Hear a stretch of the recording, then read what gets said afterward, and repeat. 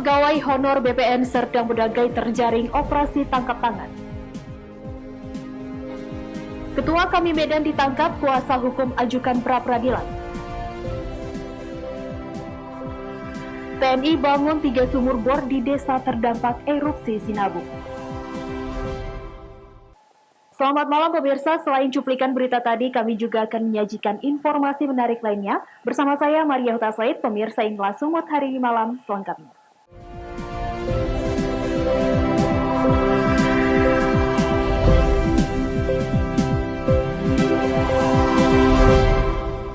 Kita ke informasi pertama pemirsa, tim siber pungli Satreskrim Polres Serdang Bedagai melakukan operasi tangkap tangan terhadap seorang pegawai honor di kantor agraria dan tata ruang Badan Pertanahan Nasional Kabupaten Serdang Bedagai saat melakukan pengutipan pengurusan surat tanah.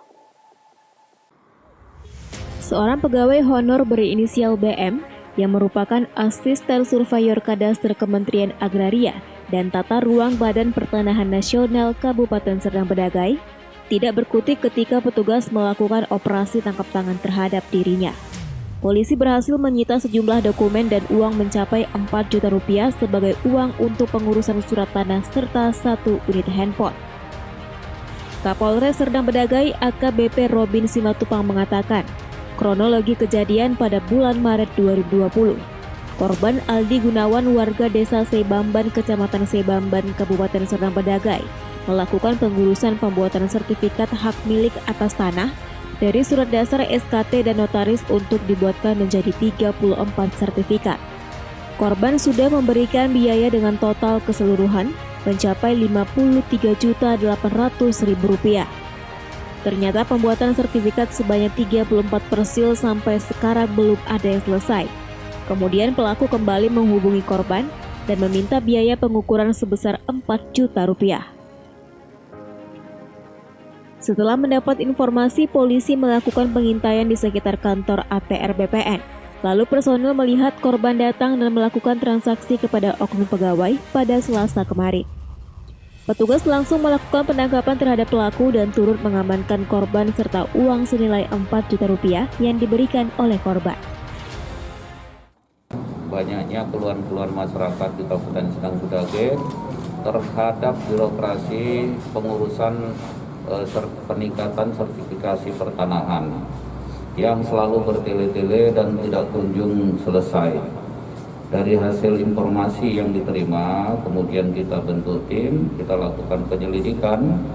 Tepatnya kemarin tanggal 13 Oktober 2020 sekitar pukul 10 di halaman kantor BPN Serdang Bedagai ditemukan salah seorang pegawainya, walaupun honor tapi dia sudah ada SK pengangkatannya, menerima uang terhadap seseorang yang mulai dari bulan Maret mengurus pemecahan sertifikasi, walaupun mereka sudah membayarkan lunas, bahkan tidak sesuai dengan aturan, berlebih kalau dihitung-hitung. Nah, karena tidak lunas ditanya lagi dan harus menyerahkan lagi sejumlah uang yaitu 4 juta. Kemarin dilakukanlah penangkapan, diboyong ke komando. Nah, berikut dengan barang bukti. Nah, ini wujud daripada betapa susahnya masyarakat mengurus sertifikasi peningkatan sertifikat tanah. Petugas masih melakukan penyidikan lebih lanjut untuk mengungkap pelaku lainnya. Akibat perbuatannya, tersangka dijerat pasal 12 huruf E Undang-Undang Republik Indonesia Nomor 31 Tahun 1999 yang diubah dengan Undang-Undang Republik Indonesia Nomor 20 Tahun 2001 tentang tindak pidana korupsi dengan ancaman penjara maksimal 20 tahun, denda minimal Rp200 juta, maksimal Rp1 miliar. Abdul Malik melaporkan untuk Eva Rina TV.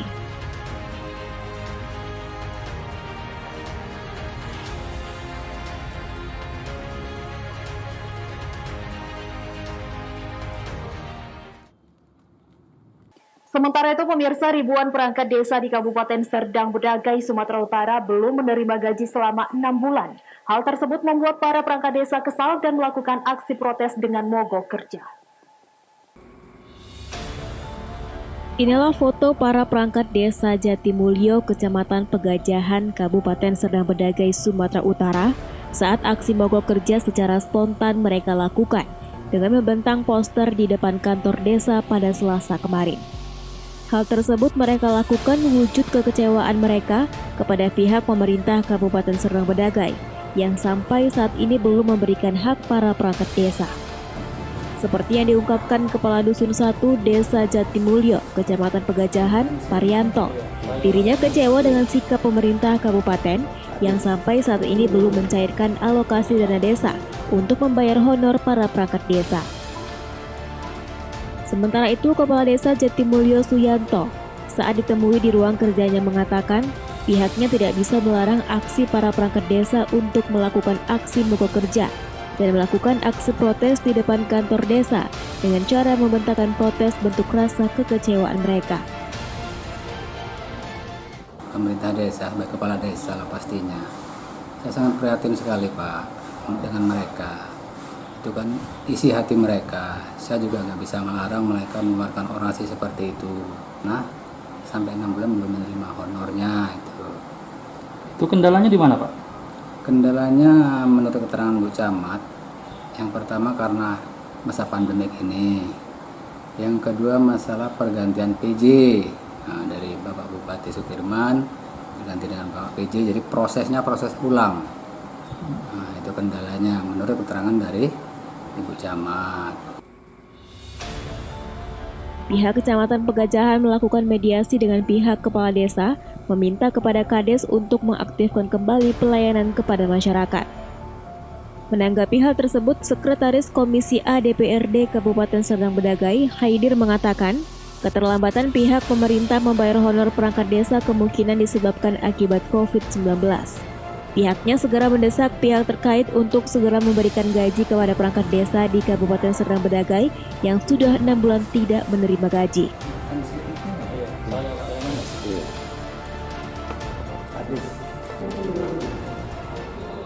Kalau tidak ada halangan, kita baru bisa mencairkan dana-dana keseluruhannya, baik itu dana dini juga, lebih kurang di tanggal akhir bulan atau di tanggal 22 sampai tanggal 25. Jadi tentang gaji perangkat desa dan kepala desa itu kan sebenarnya per 3 bulan sekali.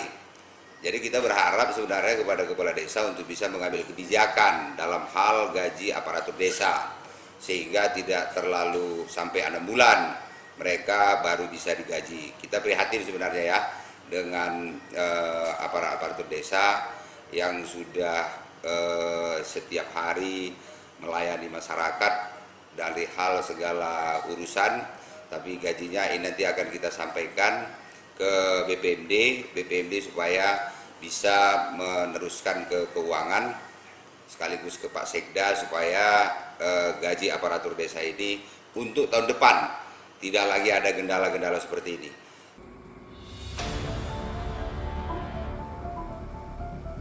Abdul Malik melaporkan untuk Eva Rina TV.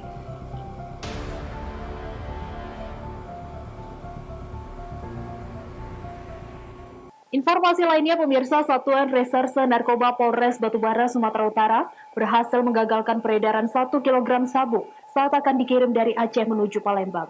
Petugas juga mengamankan seorang kurir dan pemilik sabu. Tersangka kurir sabu berinisial S ditangkap saat dalam perjalanan menuju Palembang dengan menumpang bus antar provinsi di Jalan Lintas Sumatera 50 Batubara. Dari dalam tas milik tersangka, polisi menemukan barang bukti 1 bungkus plastik teh yang berisi sabu. Pengakuan tersangka, sabu tersebut akan dikirim ke seseorang di Palembang dengan upah 20 juta rupiah.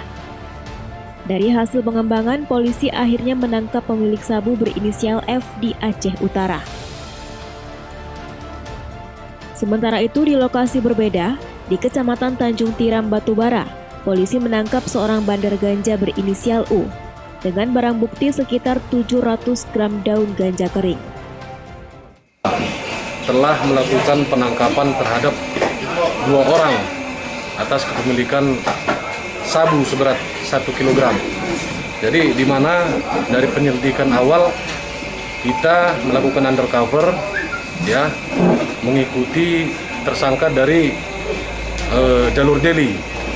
Jadi sampainya di wilayah kita melakukan penggerebekan di sebuah bus ya, sebuah bus ALS, dan kita temukan tersangka bernama Sulaiman ya, dengan tas warna coklat yang di dalamnya ada sabu seberat 1 kg.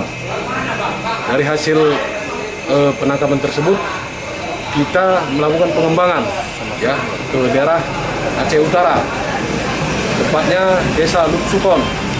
Ya, kita berhasil juga mengamankan Faisal ya, Faisal yang memiliki sabu seberat 1 kg tersebut. Setelah disisihkan untuk barang bukti saat di pengadilan, seluruh narkoba yang disita dari para tersangka kemudian dimusnahkan. Para tersangka dijerat Undang-Undang Narkotika dengan ancaman hukuman penjara di atas 5 tahun. Taufik melaporkan untuk Evarina TV.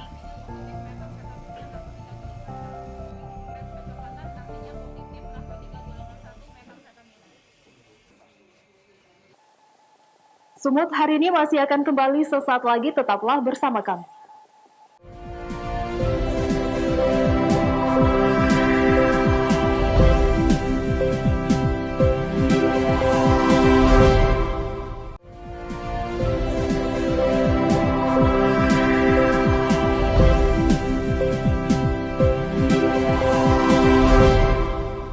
Terima kasih masih bersama kami. Pemirsa, kuasa hukum Ketua Koalisi Aksi Menyelamatkan Indonesia atau KAMI Medan akan mengajukan pra-peradilan atas penangkapan Ketua KAMI Medan, Khairi Amri, yang ditangkap polisi saat demo tolak Omnibus Law yang berakhir ricuh.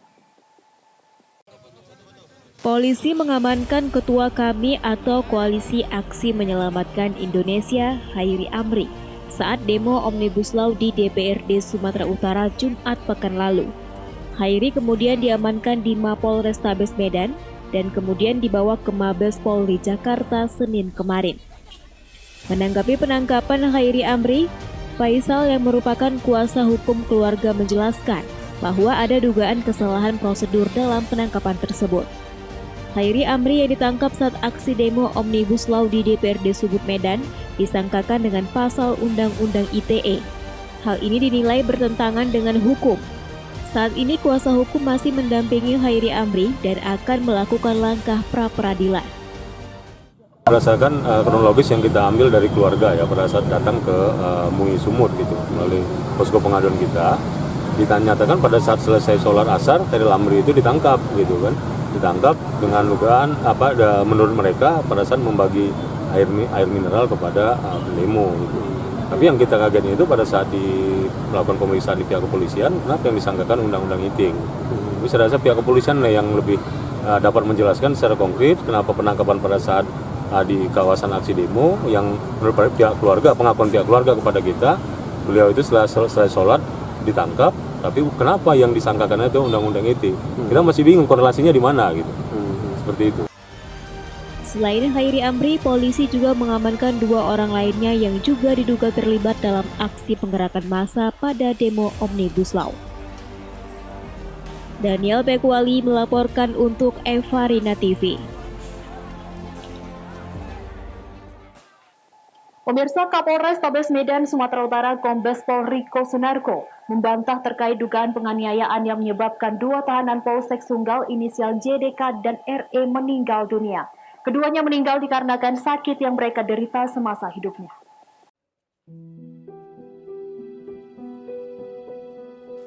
Dua tahanan Polsek Sunggal Kota Medan berinisial JDK dan RE tewas diduga dianiaya polisi. Kasus tersebut terungkap setelah pihak keluarga melaporkan kejadian ini ke Lembaga Bantuan Hukum Medan. Terkait hal tersebut, Kapolres Tabes Medan Kombes Pol Riko Sunarko membantahnya. Ia memastikan tidak ada anggota polisi yang melakukan penganiayaan kepada 2 tahanan tersebut. Dari pemeriksaan internal yang telah dilakukan Mapol Restabes Medan, bahwa kejadian penganiayaan terhadap 2 tahanan dengan kasus sindikat polisi gadungan tersebut tidak pernah terjadi, melainkan kematian 2 tahanan murni disebabkan penyakit yang dialami oleh 2 tahanan dari hasil pemeriksaan dokter di rumah sakit, termasuk keterangan rekan-rekannya di sel tahanan. Kapolres Tabes Medan mengatakan kasus ini berawal saat polisi menangkap 8 tersangka terkait kasus tindak pidana pencurian dan kekerasan beberapa waktu lalu di kawasan Medan Selayang. Dalam aksinya, pelaku menyamar sebagai aparat polisi dengan menggunakan seragam dan identitas Polri dan BNN untuk beroperasi di jalanan.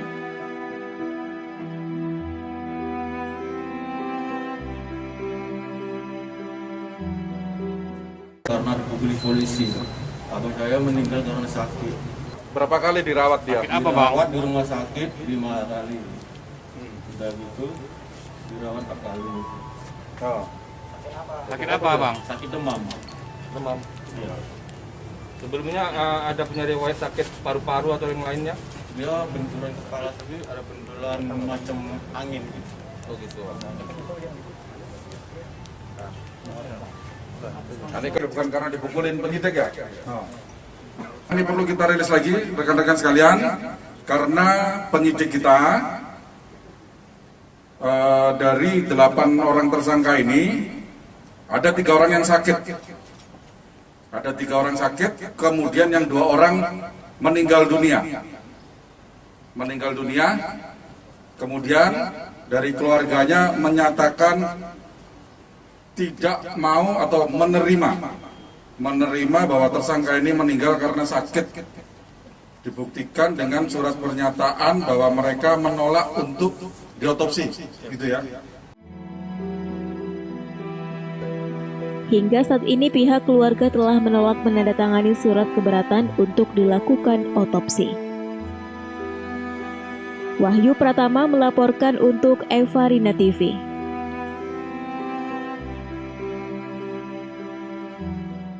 Sementara itu, pemirsa, KPU Kota Binjai membagikan alat peraga kampanye pilkada kepada tim pemenangan paslon wali kota Binjai. Masing-masing paslon akan mendapatkan 5 baliho, 74 spanduk, dan 100 umbul-umbul.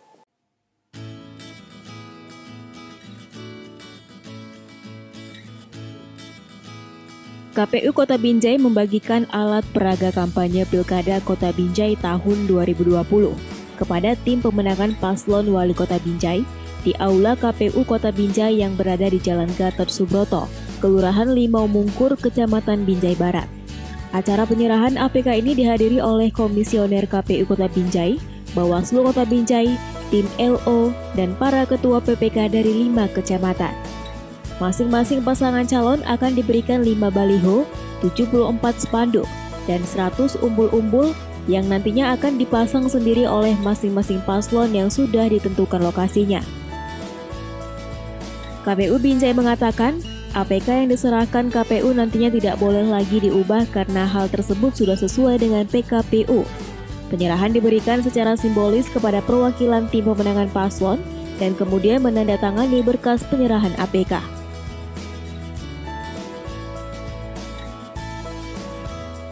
Tadi KPU Kota Binjai telah menyerahkan alat peraga kampanye kepada tim pasangan calon. Adapun alat peraga kampanye yang kita berikan itu adalah berupa 5 buah baliho, kemudian 74 spanduk dan 100 umbul-umbul untuk masing-masing pasangan calon. Dalam penyerahan alat peraga kampanye tersebut juga disaksikan oleh Bawaslu Binjai. Untuk selanjutnya, masing-masing tim paslon akan memasang sesuai dengan zona kampanye, pemasangan kampanye yang telah kita sepakati. Untuk masing-masing paslon kami meminta dalam proses pemasangan alat peraga kampanye tersebut tetap mematuhi protokol kesehatan.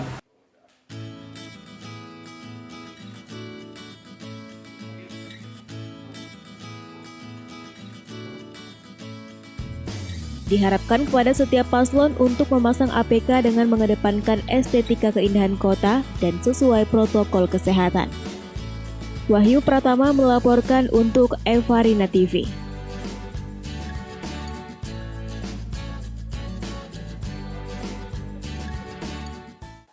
Sumut hari ini masih akan kembali sesaat lagi, tetaplah bersama kami.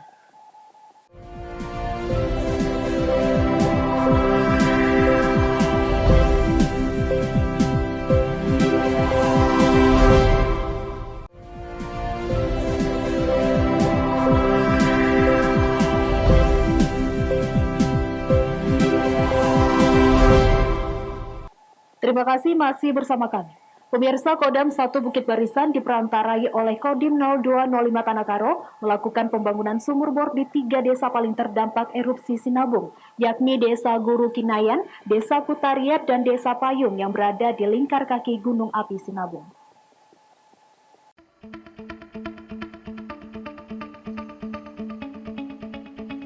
Inilah suasana peletakan batu pertama pembuatan sumur bor yang diprakarsai oleh Kodam 1 Bukit Barisan untuk membantu masyarakat yang berada di lingkar kaki Gunung Sinabung terkait kebutuhan air bersih.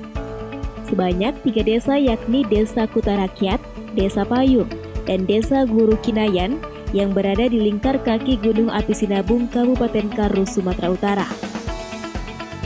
Bantuan ini diberikan dalam rangka memperingati HUT ke-75 TNI dan sekaligus sebagai perhatian TNI kepada masyarakat terdampak erupsi Gunung Sinabung.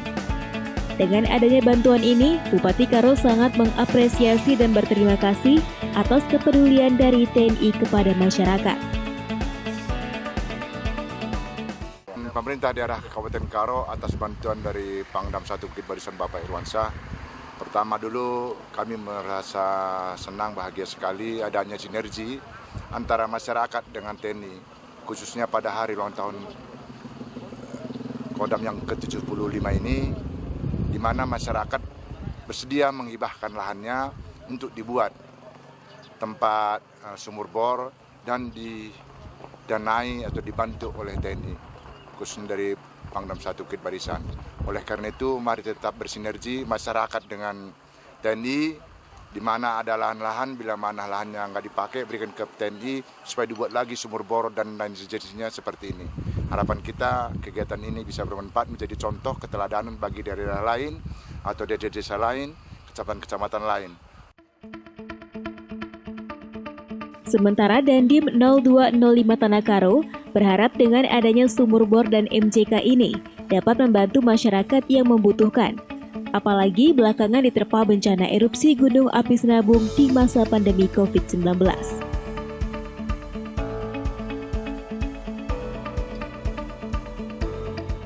Baik, hari ini di waktu yang baik ini kita melaksanakan acara peletakan batu pertama pembangunan sumur bor dan MCK umum bantuan Bapak Pangdam 1 Bukit Barisan. Mudah-mudahan apa yang diberikan dari Bapak Pangdam 1 Bukit Barisan ini dapat bermanfaat bagi masyarakat, mengingat dampak dari erupsi Gunung Sinabung beberapa bulan yang lalu ini memutus aliran air, sumber air ke masyarakat dari pipanisasi. Maka itu Bapak Pangdam berinisiasi untuk memberikan bantuan pembuatan sumur bor dan MCK umum sehingga aliran air dan penggunaan air ini tidak terputus lagi dan dapat digunakan masyarakat sampai kapanpun. Chandra Bukit melaporkan untuk Evarina TV. Pemirsa, Museum Batam Raja Ali Haji yang segera diresmikan pada akhir tahun 2020 memuat berbagai benda bersejarah serta foto peradaban kota di Kepulauan Riau sejak masa Kerajaan Riau Lingga. Saat ini, proses revitalisasi bekas bangunan Astaka MTQ Nasional 2014 yang akan dijadikan destinasi wisata baru telah berjalan 60%.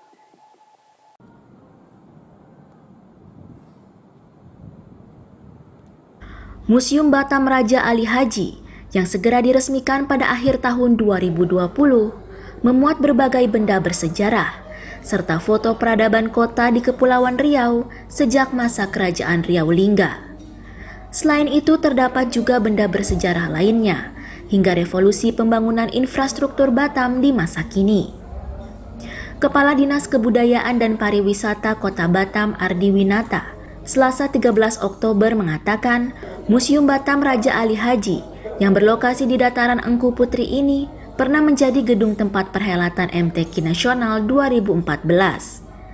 Saat ini, bangunan yang telah menelan anggaran hingga 100 miliar rupiah tersebut masih dalam tahap revitalisasi untuk dijadikan destinasi wisata baru, Museum Kota.